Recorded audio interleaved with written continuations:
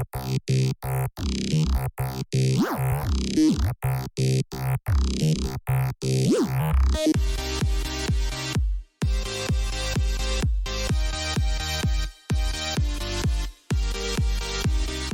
10 people have been evicted from a temporary homeless shelter in Summerside, PEI, with nowhere to go.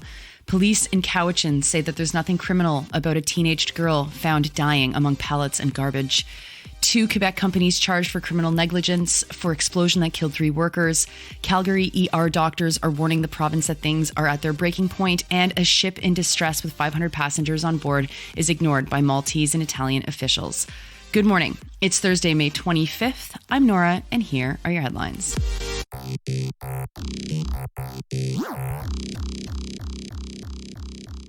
First this morning to Summerside, PEI. Some number of tenants of the Summerside Motel have been evicted without notice. The motel houses a publicly funded temporary shelter. One resident, featured by Saltwire's Colin McLean, has been living there since December. She was given zero notice before a provincial employee and a cop knocked on her door and told her that she had 2 hours to leave. The woman has nowhere to go.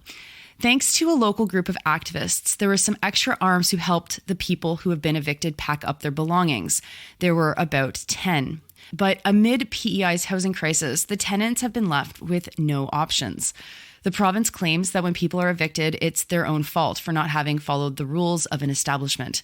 They would not clarify what this meant when McLean asked, but Sarah Kowalski says she hadn't been warned or given any notice whatsoever.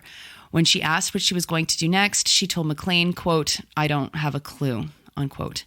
Shelters do not fall under provincial tenant legislation, and so tenants don't have the same rights as they would if they lived in an apartment. Now to the other side of Canada, to Cowichan. Police have said there was nothing criminal about finding a teenaged girl, quote, clinging to life, unquote, behind a Super 8 motel earlier this month. She was found while having a seizure under a pile of wooden pallets, cardboard, and garbage 10 days ago. She died after she was taken to the Cowichan District Hospital. That's all that's being reported by the Cowichan Valley Citizen, but it's important to emphasize this.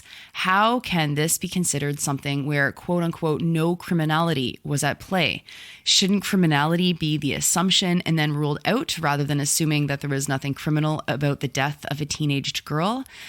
Journalist Angela Starrett said on Twitter that the girl's family is quote-unquote horrified with the spin in this article and how it's all framed around the police account. Here's hoping they find a way to tell their story on their own terms. Now to Beauceville in Quebec, where the companies Séchoir de Beauce and Bois Ouvrier are facing 8 criminal negligence charges related to an explosion that killed 3 workers. The explosion happened a year and a half ago. Jean Lachance, Martin Roy, and Mario Morin tried to put the fire out on the roof of the factory. While up there, an explosion killed the men and sent 5 others to hospital.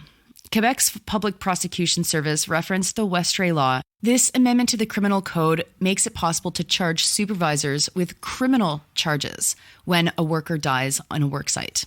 The Journal de Québec quotes the steelworkers representative François Cardinal, who said that since it was adopted in 2004, the Westray Law is rarely invoked. Cardinal said that they're happy to see the law referenced in these charges. New Democratic Party MPP Matthew Green has done a lot of work trying to get the Westray Law to be applied to employers whose workers died from COVID-19 that they caught on the job. You should keep your eyes out for mention of the Westray Law and see just how rarely employers are held to account for workers that died while working for them. Now to Calgary, where 190 ER doctors have written an open letter saying that emergency departments are, quote, collapsing and they're struggling to provide timely and effective care to patients, unquote. The 190 doctors total about 75% of the doctors who work at Calgary's 4 adult hospitals. The letter reads, quote, "The wait time in Calgary's emergency departments has skyrocketed, with patients sometimes waiting up to 15 hours to see a doctor. These patients often become sicker while waiting. We worry about these patients every shift," unquote. Bed shortages, treating patients in hallways and waiting rooms, and watching patients deteriorate under these conditions are pushing physicians to the edge. The letter says that it's common for each doctor to have 40 to 50 patients waiting to be seen. One of the reasons for the pressures on ERs is that somewhere around 650,000 Albertans don't have a family doctor. People have no one to see, so their health issues deteriorate and they arrive at ERs sicker and more desperate for help. Of course, this letter drops in the middle of an election. And finally, to the Mediterranean. A boat that left Libya headed for Europe has sent out a distress call saying it's taking on water. There are about 500 people on board, including 56 children. One of the children is a newborn who was born overnight at sea. The boat is in Maltese waters, though not far from Italy. There is an NGO rescue vessel called Life Support heading towards it, but it will take about 10 hours to reach it. Maltese authorities have not been coordinating a rescue, something that Albert Meodormo from Life Support said is, quote, a grave violation of the law of the sea, unquote. Activists have tried to get the Italian Maritime Rescue Coordination Center to assist, but they said that this is for the Maltese authorities to deal with. Neither the Maltese government nor the Italian government responded to requests for comment from Al Jazeera. Since the start of the year, 45,000 people have arrived in Italy by way of the Mediterranean. It's the highest number of arrivals since 2017. Since January, the International Organization for Migration estimates that some 1,900 people have died or gone missing on the Mediterranean. Those are your headlines for this morning. It is Thursday, May 25th. I'm Nora, and I hope you have a great day.